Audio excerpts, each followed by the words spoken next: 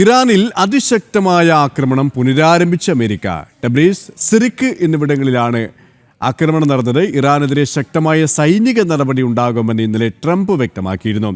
Iran തുറമുഖങ്ങൾക്ക് ഏർപ്പെടുത്തിയ ഉപരോധവും ശക്തമാക്കിയെന്ന് US central command സ്ഥിരീകരിച്ചു. ഐസൻ ജോസ് ചേരുകയാണ്. ഐസൻ, ചെറിയൊരു ഇടവേള, അതിനുശേഷം ഇതാ ആക്രമണം പുനരാരംഭിച്ചു കഴിഞ്ഞു അല്ലേ? തീർച്ചയായും സുരേഷ്, ഇപ്പോൾ ആക്രമണം ഇന്നലെ പുലർച്ചെയോടെ അല്ലെങ്കിൽ ഇന്നലെ രാത്രിയോടെ ആക്രമണം ആരംഭിക്കുമെന്ന ഒരു സൂചന കൃത്യമായും ട്രംപിൻ്റെ ഭാഗത്തു നിന്നുണ്ടായിരുന്നു. പുലർച്ചെ അത് സ്ഥിരീകരിക്കുകയും ചെയ്തിട്ടുണ്ട് US സെൻട്രൽ കമാൻഡ്. നമുക്കിപ്പോൾ മനസ്സിലാക്കാൻ സാധിക്കുന്നത് ടെബ്രീസിലും അതുപോലെ തന്നെ മറ്റു ഇടങ്ങളിലെല്ലാം തന്നെ അതിശക്തമായ ആക്രമണം നടന്നു എന്നാണ്. ഈ ആക്രമണം നടന്ന ഈ മേഖലകൾ, അതായത് തീരപ്രദേശങ്ങളിലെല്ലാം തന്നെ സുരക്ഷ ഉറപ്പാക്കുന്നതിൻ്റെ ഭാഗമായുള്ള ശക്തമായ നീക്കമാണ് നടന്നത്. അതുപോലെ തന്നെ വിവിധ ഇടങ്ങളിൽ അതിശക്തമായ ഒരു നീക്കങ്ങൾ നടത്തുകയും അവിടെ മിസൈൽ ലോഞ്ചറുകൾ സംവിധാനങ്ങളും അത്തരത്തിലുള്ള സംവിധാനങ്ങളെല്ലാം തന്നെ ആക്രമിക്കുന്ന ഒരു രീതിയാണ് ഉണ്ടായത്. നേരത്തെ സൂചിപ്പിച്ചതുപോലെ ഒരു കുറച്ച് ദിവസത്തെ ഒരു സമാധാനത്തിന് ശേഷം അല്ലെങ്കിൽ ഒരു വെടിനിർത്തലിന് സമാനമായ ഒരു നീക്കത്തിന് ശേഷം അത്തരത്തിൽ ചർച്ചകൾ തുടരുന്നതിനുള്ള സാധ്യത തുറക്കുന്നതിനുള്ള നടപടികളുടെ ഭാഗമായുള്ള നീക്കങ്ങൾക്ക് ശേഷമാണ് വീണ്ടും അതിശക്തമായ ആക്രമണം പുനരാരംഭിച്ചത്. ഈ ആക്രമണത്തിൽ വലിയ തോതിലുള്ള നാശനഷ്ടങ്ങൾ ഉണ്ടായിട്ടുണ്ട് എന്ന് തന്നെയാണ് മനസ്സിലാക്കാൻ സാധിക്കുന്നത്.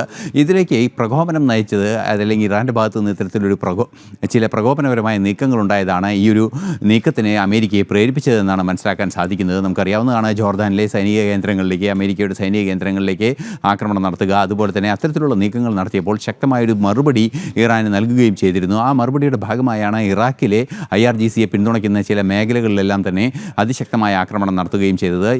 സൗദി അറേബ്യയുടെ കൂടി സഹായത്തോടെ അല്ലെങ്കിൽ സംയുക്തമായാണ് ആ എയർ ഓപ്പറേഷൻ നടത്തിയത് എന്നതും ഒരു യാഥാർത്ഥ്യമാണ്. ഇതിന് പിന്നാലെയാണ് ട്രംപ് അതിശക്തമായ ആക്രമണം നടത്തുമെന്ന് ഇന്നലെ കൃത്യമായി പറയുകയും ചെയ്തത്. അതിനുശേഷം ഇന്ന് പുലർച്ചയോടുകൂടി കൃത്യമായ സൈനിക നടപടി ഉണ്ടാവുകയും വലിയ തോതിലുള്ള ആക്രമണം ഉണ്ടാവുകയും ചെയ്തു എന്നാണ് മനസ്സിലാക്കാൻ സാധിക്കുന്നത്. ഇപ്പോൾ ഏറ്റവും പുതിയ വിവരമനുസരിച്ച് US സെൻട്രൽ കമാൻഡ് നൽകുന്ന വിശദീകരണം അനുസരിച്ച് നിലവിൽ ആക്രമണങ്ങൾ താൽക്കാലികമായി നിർത്തിയിട്ടുണ്ട്.